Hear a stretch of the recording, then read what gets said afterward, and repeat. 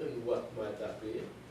His intellectual preoccupation during the last 2 years of his life in Paris, with the focus on material, letters, notes, drafts, and the like, that he may have carried with him as he fled across the Pyrenees to Spain.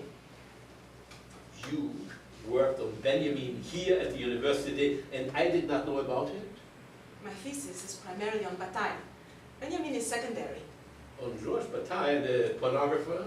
Well, that's a surprisingly oversimplified characterization coming from you. So what do you want me to call him? A philosopher? Even he rejected that classification. In that case, why not call him a French surreal eroticist of the highest literary order? Who would call a Bataille quote such as the following, "Pleasure only starts once the worm has got into the fruit," pornography?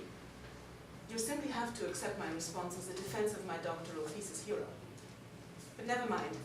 It was Walter Benjamin that led me here. I matriculated at the University of Mainz, in other words, close enough so that I could attend your lectures here in Frankfurt. Really? I don't recall. Well, let me refresh your failing memory. At this stage of my tale, your not knowing about me would not be surprising. You had hundreds of students at your lectures. So why should you note a woman who usually sat deliberately in one of the last rows? There was only one thing that distinguished me from all your other students. You'll never guess what. Ah, you always brought your pet cat with you, which is why you sat in back. I always carried opera glasses with me and studied you throughout the lecture. You did that rather than taking notes? For well over a year, I studied you through opera glasses while you spoke. I studied you in a manner that probably few students, female or male, did. What you emitted, and in inexhaustible abundance, was a form of intellectual aura that attracts intelligent, well-educated women like me, like moths to a burning candle. One of my friends who had noticed that I always brought opera glasses with me and who usually sat close by, once said, rather jealously, "All Adorno wants is to convince you how unbelievably vital, how profound, how enthusiastic, how significant his lectures are. Every one of them, without a single exception. And all that is then left for you and those others enthralled groupies to say is, 'Holy shit, Adorno, how do you do it every time?'"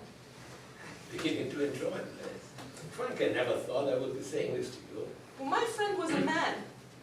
But just imagine how I, a woman looking at you for nearly an hour at a time through high-powered opera glasses, responded to Theodor Adorno, the verbal eroticist. I can hardly wait.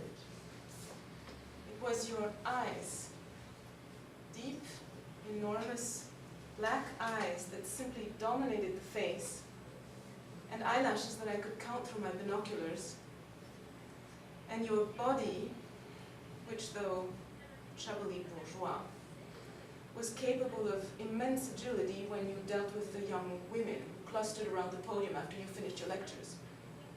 I take you were among them? I'm getting to that.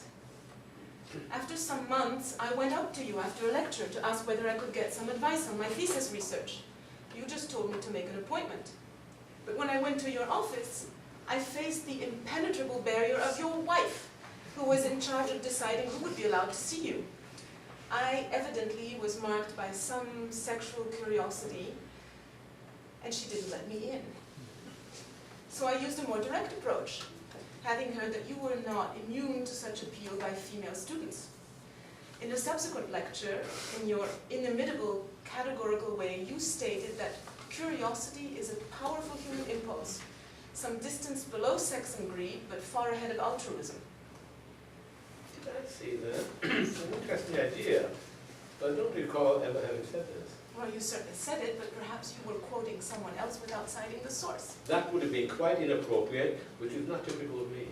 Oh, is that so? Then let me continue on the slippery slope of inappropriateness.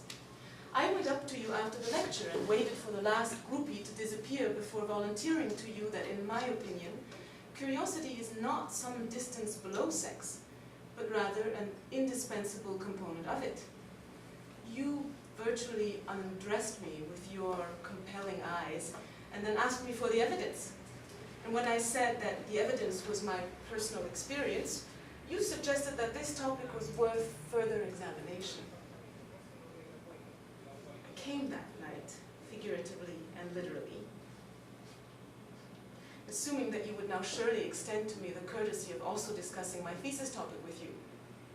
But when I made it to the podium some weeks later to arrange an appointment, you didn't even recognize me. So you ask why I'm angry? Do you remember me now? I shall have to plead temporary amnesia, even if there's nothing being paid. In that case, you leave me no other choice but to continue making my demands to Professor Arendt. You are going to tell her about the correspondence you just claimed to have unheard? Who knows? I may just send her the tape. Or perhaps I shall titillate her with some further excerpts. So, das ist alles, was wir vorlesen werden. Das war nicht das Ende von dem, was ich geschrieben habe. Das ist schon, ich habe nur noch eine halbe nächste Szene geschrieben, also den Rest habe ich noch nicht. Aber es ist die Erpressung natürlich. Was nicht, die erste Frage an Adorno natürlich, der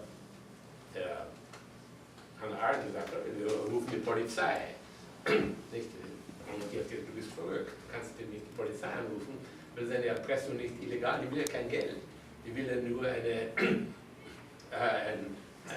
Vorwort für ein Buch von mir. Und die Leute, die wissen überhaupt nichts über die Sache sowieso, einen Unterschied. Die wissen nicht einmal, wer Walter Benjamin ist, als dass wir ein Vorwort schreiben sollen, das ist ja nicht gegen das Gesetz. Also da denken sie, was sollen die da tun? Und dann stirbt er. Der Adorno ist ein halbes Jahr später gestorben. Und dann ist es die Situation, was passiert hat.